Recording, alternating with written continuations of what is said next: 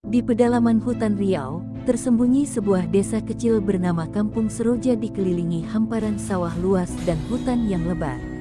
Di tengah desa itu, berdiri sebuah rumah panggung megah, berukirkan motif-motif Melayu kuno, dindingnya berlapis kayu ulin yang kuat, dan atapnya menjulang tinggi seolah menantang langit.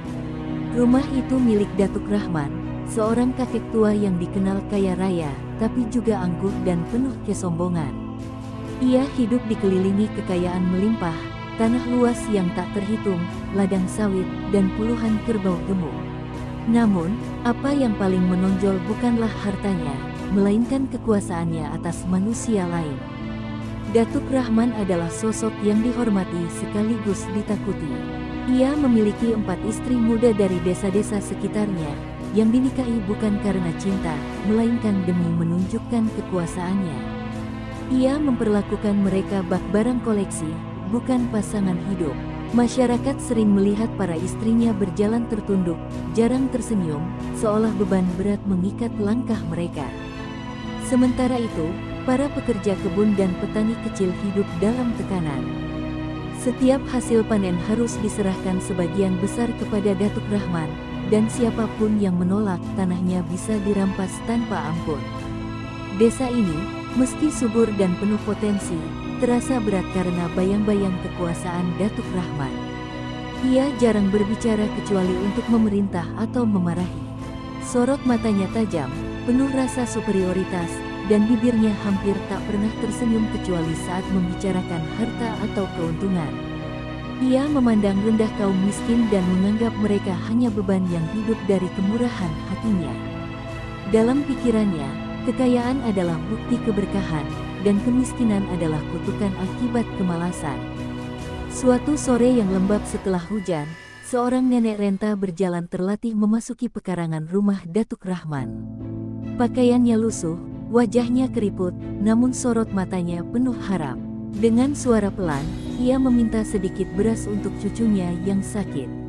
Namun Datuk Rahman, yang sedang duduk di beranda rumah sambil menyeruput kopi hitam, hanya menatapnya sinis.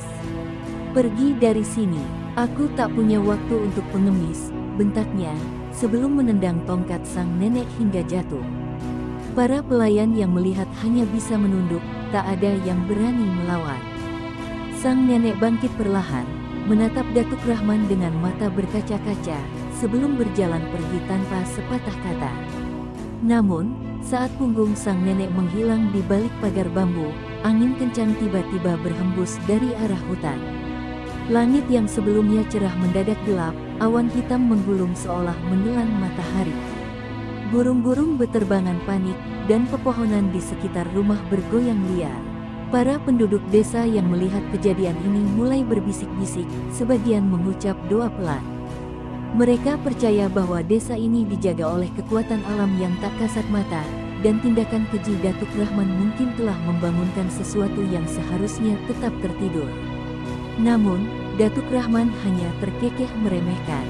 "Cuma angin lewat, kalian semua terlalu percaya tahayul," katanya keras sambil mengangkat cangkir kopinya. Namun, di balik gelak tawanya, ada sedikit kegelisahan yang merayap di hatinya. Ia pernah mendengar cerita lama tentang roh penjaga tanah ini, tapi egonya terlalu besar untuk mempercayai hal semacam itu. Malam itu, saat semua orang sudah terlelap, Datuk Rahman terbangun oleh suara gemuruh halus seperti desis ular yang membelah tanah. Ia bangkit dari tempat tidurnya, berjalan menuju jendela, dan menatap ke arah hutan yang gelap gulita. Udara terasa lebih berat, dan cahaya bulan tampak redup seolah enggan menerangi malam itu. Datuk Rahman mendesah pelan, berusaha mengusir kecemasan yang perlahan menggerogoti pikirannya. Namun di kejauhan, bayangan panjang melata di antara pepohonan, bergerak perlahan, seperti sesuatu yang menunggu saatnya untuk muncul. Dan malam itu, untuk pertama kalinya dalam hidupnya, Datuk Rahman merasa kecil. Namun rasa takut itu segera ia bantah dalam hati. Ia, Datuk Rahman, adalah penguasa tanah ini. Siapa yang bisa melawannya? Dengan penuh kesombongan, ia kembali ke tempat tidur, tak menyadari bahwa roda kutukan mulai berputar, perlahan namun pasti. Keesokan paginya, Embun pagi masih menggantung di pucuk-pucuk daun ketika Datuk Rahman duduk di beranda rumah panggungnya, ditemani secangkir kopi panas dan segumpal kesombongan yang tak kunjung luruh. Ia memandang ladang sawitnya yang membentang sejauh mata memandang, kerbau-kerbau gemuk merumput tenang di padang, dan para petani kecil bekerja keras di bawah terik matahari. Semua itu miliknya. Setiap jengkal tanah, setiap pohon yang tumbuh, bahkan nasib orang-orang desa, semua berada dalam genggamannya. Namun, kekayaan itu tak pernah cukup. Di lubuk hatinya, ada kekosongan yang terus menuntut lebih. Di pelataran rumah, keempat istrinya tengah sibuk menyiapkan sarapan. Mereka masih muda, cantik, namun sorot mata mereka kosong. Mereka bukan istri dalam makna sebenarnya, melainkan trofi hidup yang dibanggakan Datuk Rahman di hadapan ketua desa dan para tamu kehormatan. Ia memilih mereka bukan karena cinta, tapi karena kecantikan dan status keluarga mereka. Pernikahan bagi Datuk Rahman hanyalah alat untuk memperluas pengaruh, sebuah permainan kekuasaan. Ia memperlakukan para istrinya seperti harta lainnya milik yang bisa dipamerkan, namun tak pernah dihargai. Suasana pagi itu mendadak tegang saat salah satu istri termuda, Lina, menjatuhkan mangkuk saat hendak menghidangkan makanan. Bunyi pecahan piring terdengar keras, memecah keheningan. Datuk Rahman menoleh tajam, wajahnya mengeras, urat-urat di pelipisnya menegang. "Bodoh, apa kau pikir ini rumah pengemis hingga bisa seenaknya membuat kekacauan?" bentaknya. Lina menunduk, menahan air mata yang menggenang di pelupuk mata. Para pelayan membeku, takut ikut terseret amarah sang datuk. Namun amarahnya tidak berhenti di situ. Datuk Rahman bangkit dari duduknya, menghampiri Lina yang menggigil ketakutan, lalu melemparkan piring yang masih utuh ke tanah hingga pecah berkeping-keping. "Kalian semua ada di sini karena aku berbaik hati. Jangan lupa itu." Suaranya menggema keras, seolah alam pun enggan menjawab. Mata-mata para petani yang bekerja di kejauhan diam-diam melirik ke arah rumah itu, penuh rasa iba, tapi tak ada satupun yang berani bertindak. Mereka tahu, melawan Datuk Rahman sama saja menggali kubur sendiri. Sore harinya, desa mulai sibuk mempersiapkan pasar malam kecil. Anak-anak berlarian dengan riang, sementara ibu-ibu menggelar tikar untuk menjual hasil panen. Namun suasana itu terasa timpang. Di tengah keriuhan, bayang-bayang kekuasaan Datuk Rahman masih menggantung di udara. Orang-orang berbicara pelan, menjaga kata-kata mereka, seolah takut udara pun bisa menjadi mata-mata sang datuk. Di sudut pasar, seorang dukun tua berbicara dengan beberapa warga. Ia menceritakan kisah kuno tentang roh penjaga tanah, makhluk gaib yang menjaga keseimbangan alam di tanah Riau ini. Siapapun yang angkuh dan serakah akan dibalas oleh alam. Kekayaan yang tak disertai belas kasih hanya akan membawa kehancuran, ucap sang dukun sambil menatap hutan lebat di kejauhan. Beberapa warga mengangguk pelan, namun cepat-cepat membubarkan diri saat melihat pelayan Datuk Rahman lewat. Tak ada yang ingin ketahuan membicarakan hal-hal seperti itu. Di rumah panggungnya, Datuk Rahman duduk sendirian sambil menatap kalung emas yang baru ia beli dari kota. Cahayanya berkilau di bawah lampu minyak, namun ada kegelisahan samar yang bersembunyi di balik tatapan angkuhnya. Pikirannya kembali ke peristiwa kemarin, angin aneh, langit gelap mendadak, dan bayangan panjang di balik pepohonan. Namun, ia menepis semuanya. Hanya kebetulan, gumamnya, meski dadanya terasa sedikit berat. Namun malam itu, saat suara jangkrik bersahut-sahutan di luar sana, Datuk Rahman kembali mendengar desis pelan. Kali ini lebih jelas, lebih dekat. Ia bangkit dan membuka jendela kamarnya. Hutan yang gelap membentang di kejauhan, namun di sela-sela pepohonan, sepasang mata berkilau tampak menatap ke arahnya dingin, tak berkedip. Datuk Rahman menelan ludah, tapi lagi-lagi egonya berbicara. Ia menutup jendela dengan keras dan kembali ke tempat tidur, tak menyadari bahwa setiap kesombongan yang ia pelihara membawa kutukan itu semakin dekat. Pagi itu, awan kelabu menggantung rendah di atas kampung Seroja, seolah langit sendiri enggan menatap tanah yang mulai kehilangan keseimbangannya. Angin berhembus pelan, membawa aroma tanah basah yang bercampur dengan bau getir dedaunan gugur. Datuk Rahman duduk di beranda rumah panggungnya, menyesap kopi pahit sambil memandangi para petani yang bekerja di ladangnya. Namun pandangannya kosong, pikirannya masih dihantui bayangan mata yang dilihatnya di hutan malam sebelumnya. Ia menepis rasa cemas itu dengan mendongakkan dagu, memantapkan diri bahwa kekuasaan dan kekayaan yang ia miliki cukup untuk melindunginya dari apapun. Namun ketenangan pagi itu terusik saat seekor burung gagak melintas rendah, bersuara serak dan menukik tajam sebelum terbang lagi ke arah hutan. Tak lama, dari arah jalan setapak yang membelah ladang, muncul sosok asing. Seorang lelaki tua berjalan perlahan, mengenakan jubah kusam yang sudah lusuh oleh usia dan perjalanan panjang. Tongkat kayu lapuk menopang tubuhnya yang bungkuk, sementara wajahnya tertutup sebagian oleh kerudung kain, menyisakan janggut putih panjang yang bergerak mengikuti langkahnya. Warga desa yang melihat sosok itu mulai berbisik-bisik. Mereka jarang melihat orang asing berani masuk wilayah Datuk Rahman tanpa izin. Beberapa anak kecil bersembunyi di balik punggung ibu mereka, sementara para petani menunduk, pura-pura sibuk bekerja. Orang tua itu berhenti tepat di depan gerbang rumah panggung, lalu mengangkat wajahnya yang penuh keriput.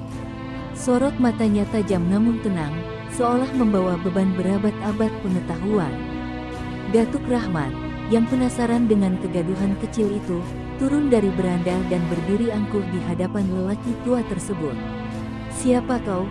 Berani-beraninya masuk ke tanahku tanpa izin." Suaranya menggelegar, menggema di halaman rumah. Lelaki tua itu tersenyum samar sebelum menjawab, "Aku hanya seorang musafir, mencari air dan sesuap makanan. Perjalananku panjang, dan tubuhku renta." Tawa keras meledak dari bibir Datuk Rahman. "Musafir, kau pikir aku ini dermawan? Tanah ini milikku, setiap butir nasinya hasil kerja kerasku. Pergi sebelum aku memerintahkan orang-orangku mengusirmu."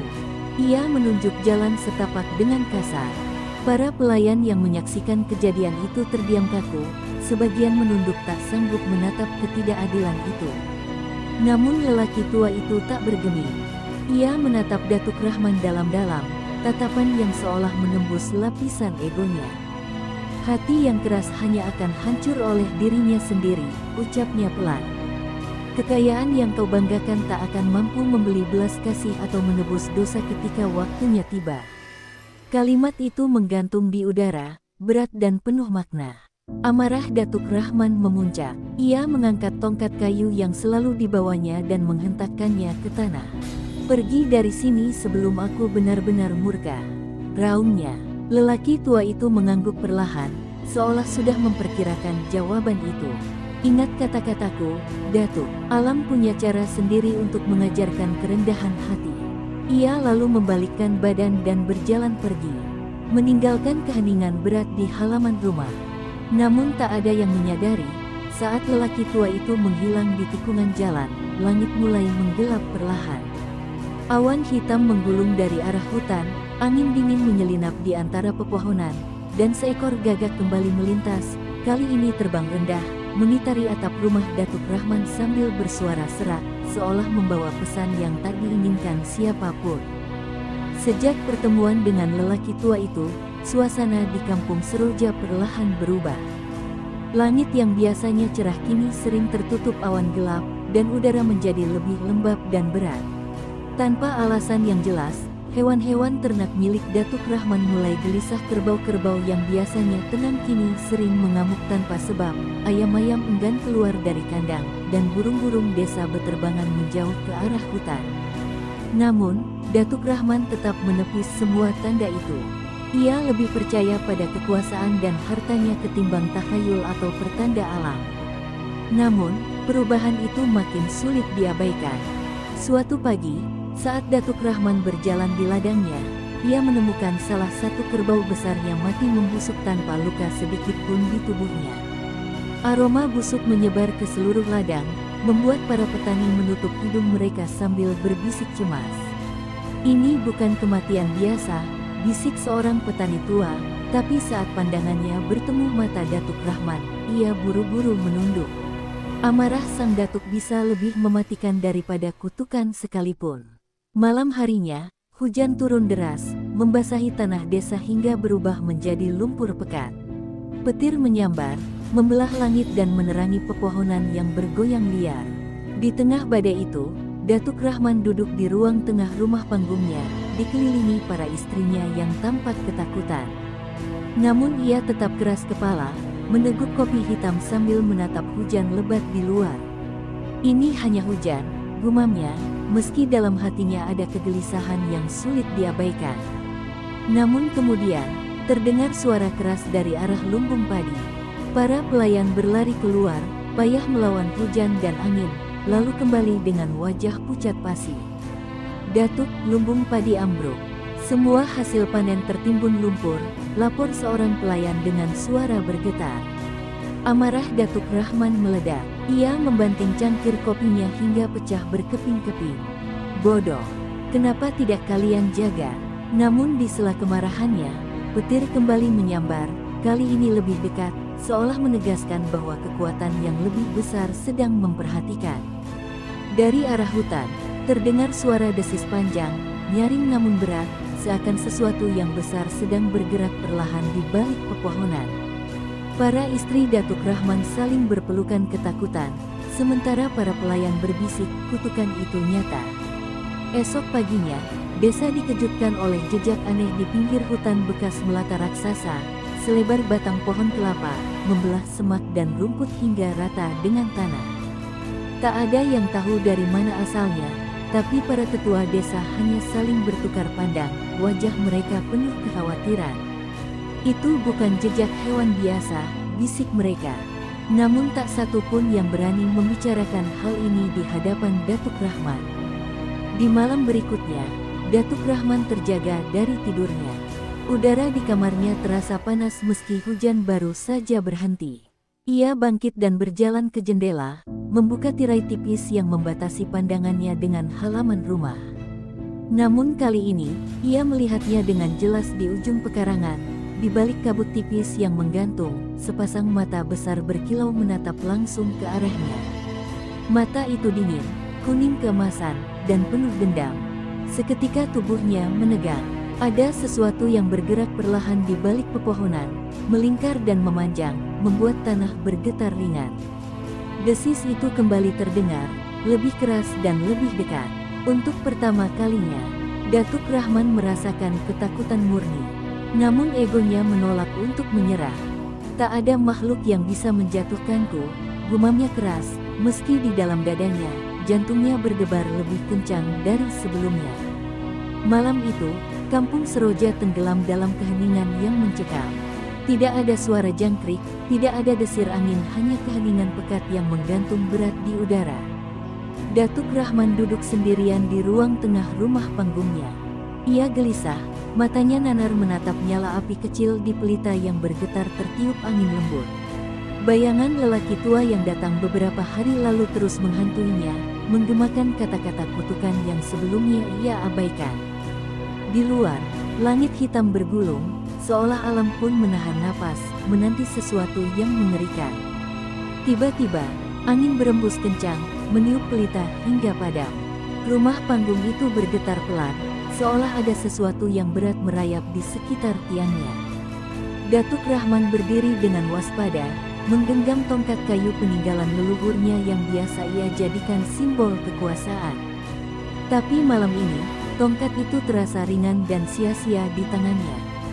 Ia membuka jendela lebar-lebar, dan di sanalah ia melihatnya, sebuah sosok raksasa bergerak perlahan dari arah hutan.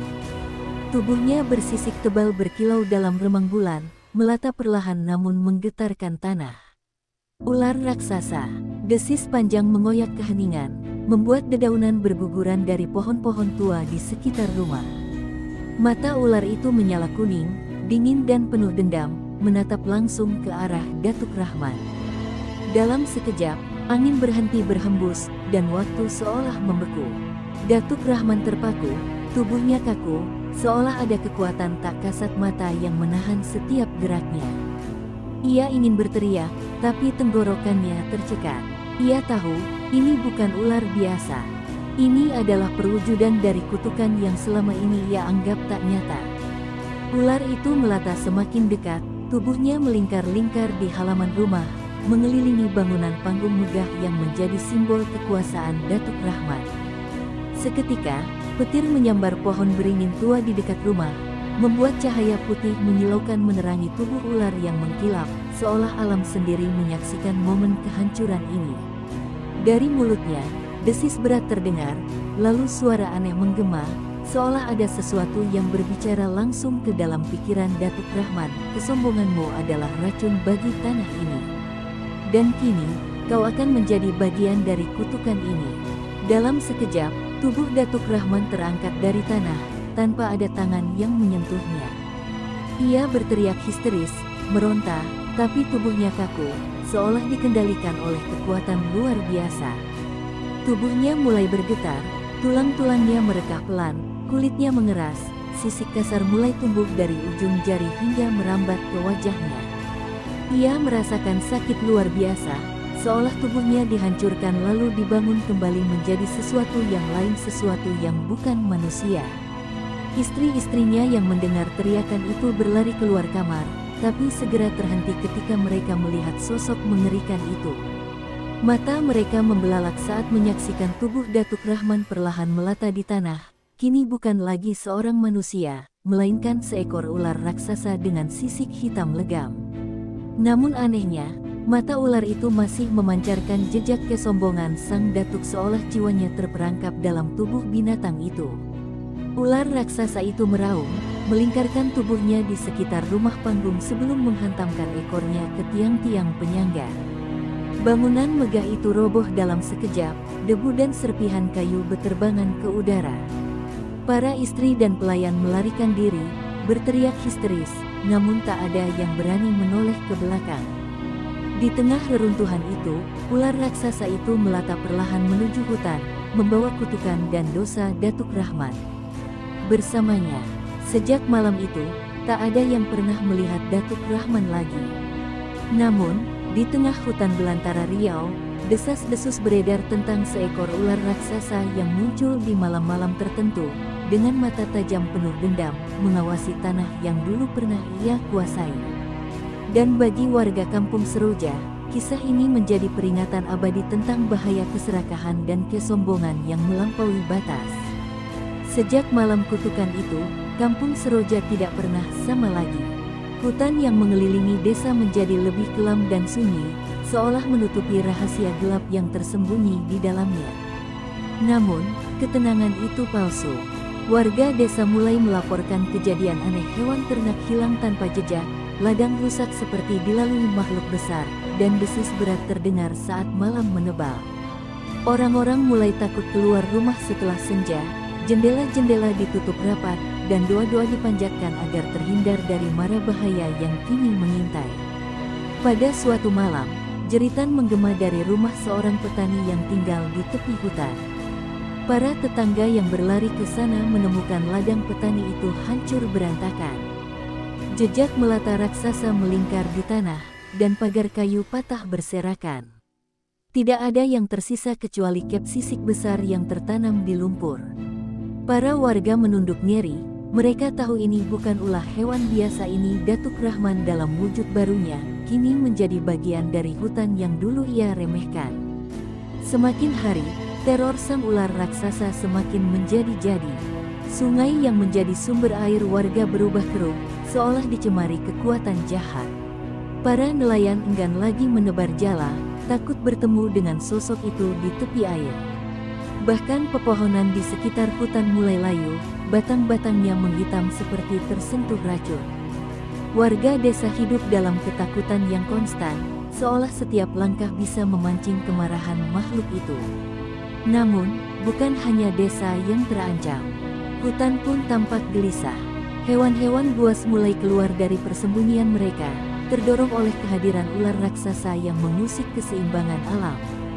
Harimau turun ke ladang mencari makan, kawanan babi hutan menyerbu sawah, dan burung-burung migran tak lagi singgah di ranting-ranting pohon. Alam merasa terganggu oleh sesuatu yang tidak seharusnya ada. Jiwa manusia terperangkap dalam tubuh makhluk melata, membawa dendam dan kebencian. Para tetua desa akhirnya berkumpul di balai adat, sebuah pertemuan darurat yang belum pernah terjadi sebelumnya. Mereka sepakat bahwa kutukan ini harus dihentikan sebelum desa benar-benar hancur.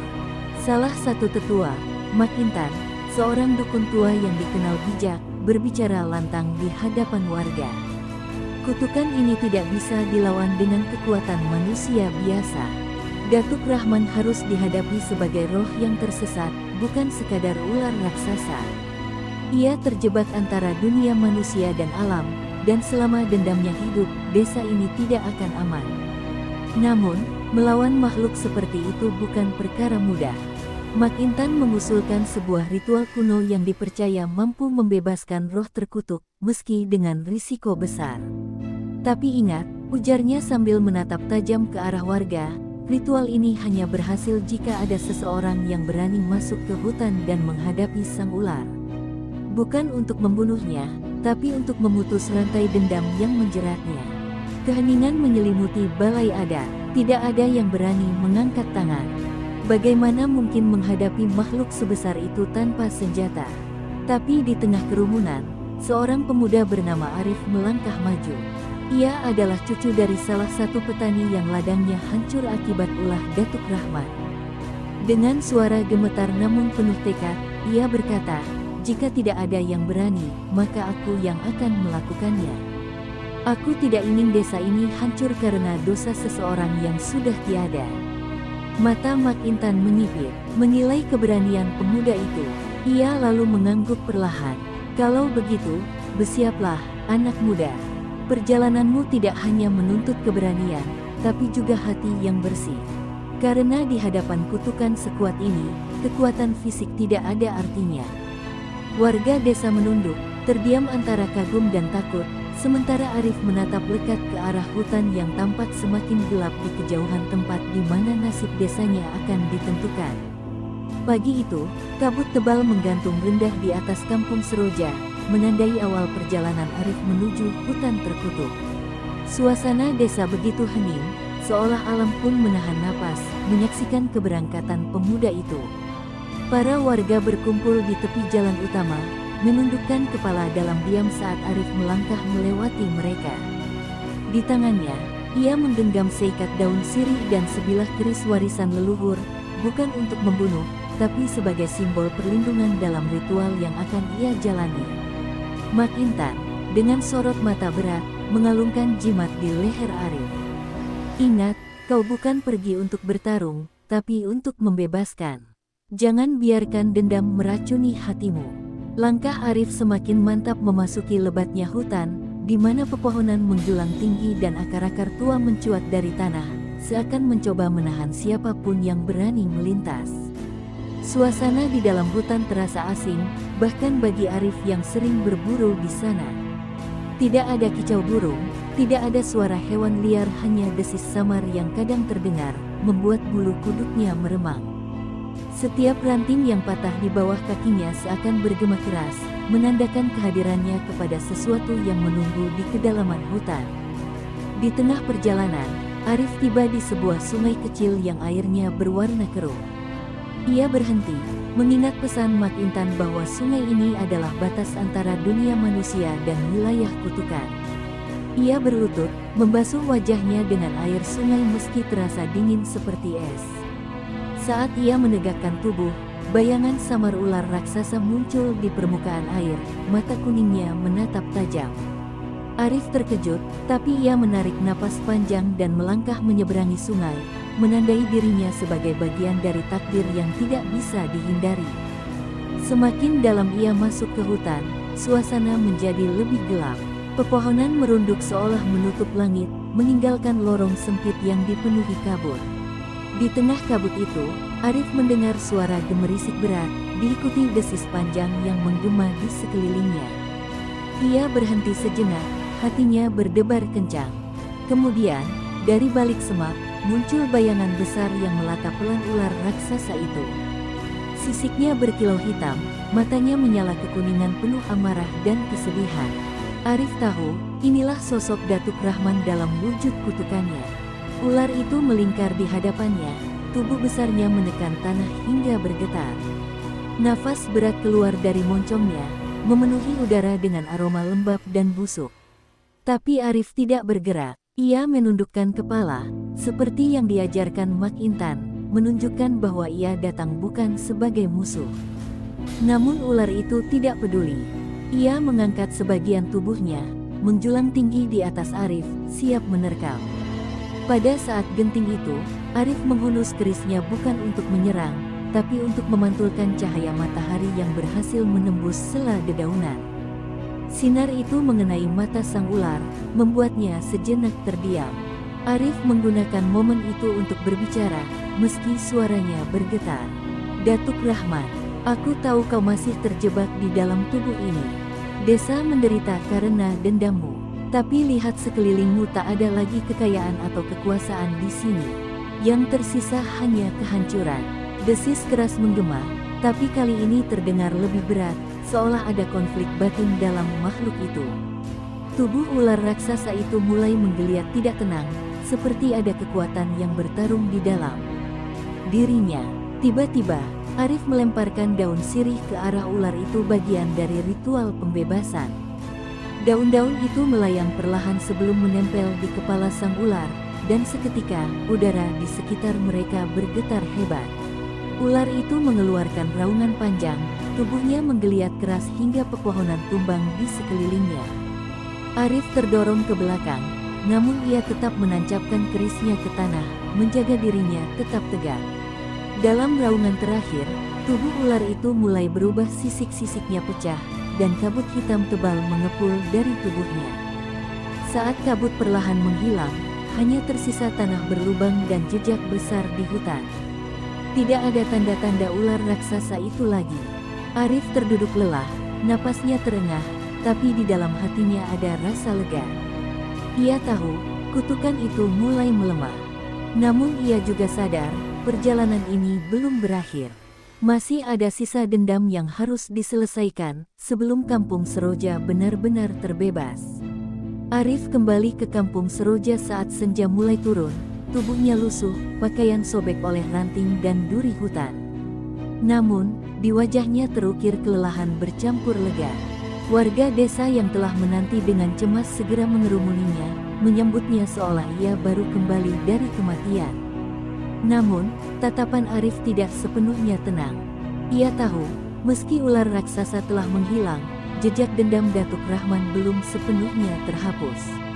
Masih ada sesuatu yang mengendap di tanah ini, bekas luka kutukan yang masih bernapas.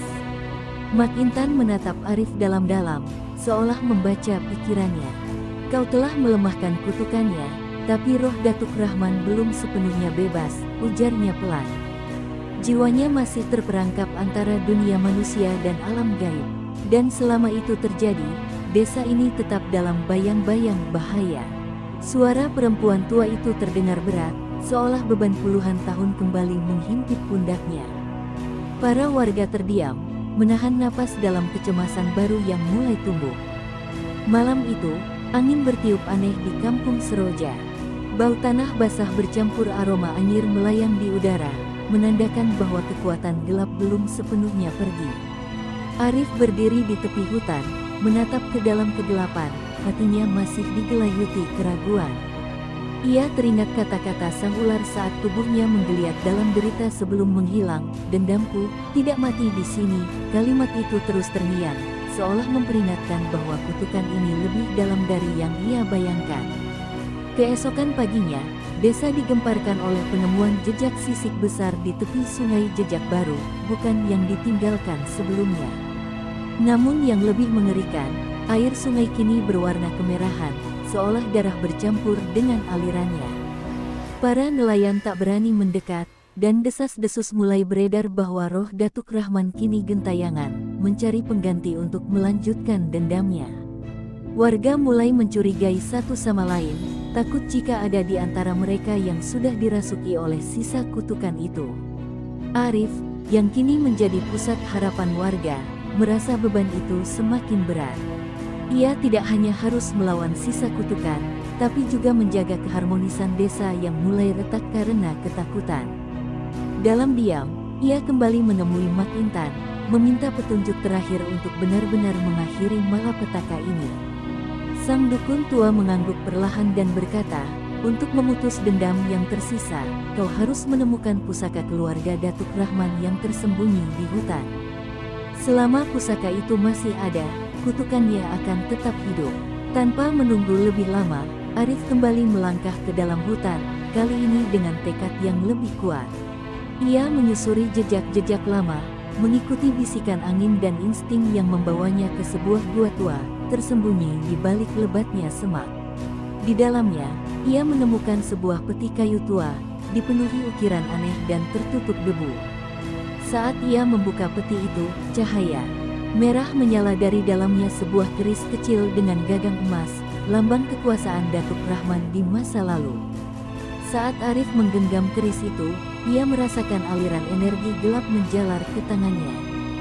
Dalam sekejap, udara di dalam gua menjadi berat, dan bayangan samar Datuk Rahman muncul di hadapannya, kali ini dalam wujud arwah yang dipenuhi luka dan kemarahan. Kau pikir kau bisa menghapusku begitu saja? Desis sang arwah, suaranya bergema di dinding gua. Namun Arif menatap lurus ke arahnya, lalu dengan sekuat tenaga menancapkan keris itu ke tanah. Teriakan arwah itu menggema panjang, hingga perlahan menghilang bersama cahaya merah yang memudar. Saat Arif keluar dari gua, hutan terasa lebih ringan. Angin kembali berhembus lembut, burung-burung mulai berkicau, dan sinar matahari menembus celah dedaunan. Ia tahu, dendam Datuk Rahman akhirnya benar-benar berakhir.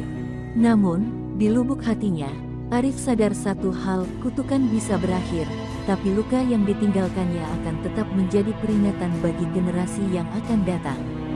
Kampung Seroja perlahan-lahan mulai bernafas lega setelah kutukan Datuk Rahman benar-benar berakhir. Kabut tebal yang selama ini menggantung di sekitar desa mulai menghilang, digantikan oleh cahaya mentari yang hangat menembus pepohonan. Sungai yang sempat keruh kini kembali jernih, seolah alam pun merayakan kebebasan dari beban dendam yang selama ini menjeratnya. Namun, meski bahaya telah berlalu, bayang-bayang ketakutan masih tertinggal di benak warga. Mereka berjalan dengan langkah pelan, seolah takut menghancurkan kedamaian yang baru saja lahir. Arif, meski dilulukan sebagai pahlawan, merasa hatinya berat. Ia berdiri di tepi sungai, menatap riak air yang mengalir perlahan. Semua perjuangan yang telah dilalui bukan tanpa luka. Banyak kenangan buruk tertinggal di desa ini, dan ia tahu, memulihkan kehidupan tidak semudah mengangkat kutukan. Ia mengingat wajah Datuk Rahman dalam wujud arwahnya, penuh kemarahan, tapi juga kesedihan yang mendalam. Bagaimanapun, Datuk Rahman adalah bagian dari desa ini, meski warisannya penuh dosa dan kehancuran. Warga mulai berbenah, ladang yang rusak diperbaiki, jembatan-jembatan kecil yang hancur dibangun kembali. Namun, ada sesuatu yang berbeda.